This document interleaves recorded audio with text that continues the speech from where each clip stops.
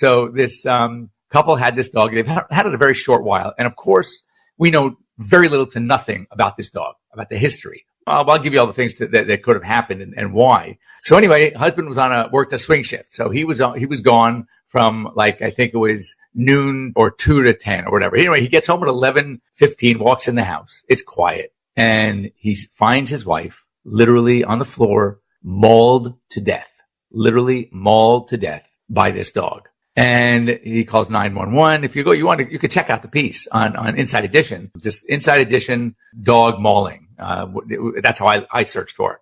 So really, really sad, obviously. And it opens up to all these questions. Like, first of all, what did they really know about this dog? The rescue, they got it from a legitimate rescue group. And you have to know that when it comes to certain breeds, think about this, 3-year-old, very healthy dog.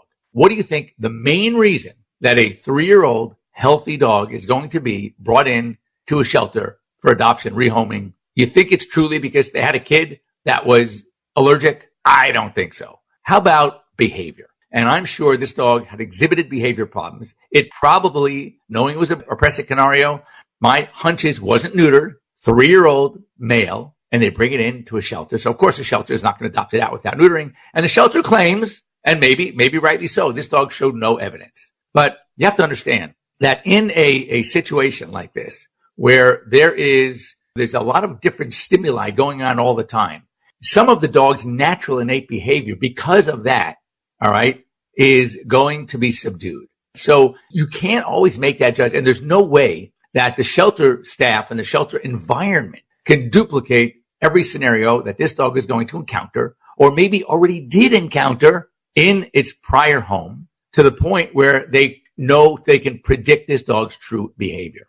So anyway, this couple takes this dog home. Now, we don't know. Unfortunately, she's not here to tell us. But what was the trigger? Maybe the dog went after something. She tried to pull it from its mouth. Maybe she tripped and fell, and now the prey drive sunk in and the dog just went nuts. Maybe she wants the dog to go outside. He didn't want to go outside. So she pulled him in, or the opposite. It was outside. She wanted to bring him inside. Whatever the case may be, it set this dog off and apparently just went wild, literally, and killed this poor woman. So, it's very, very, very sad. Again, when I think about stories like this, I think about adoption. It really does. It's very, very disturbing.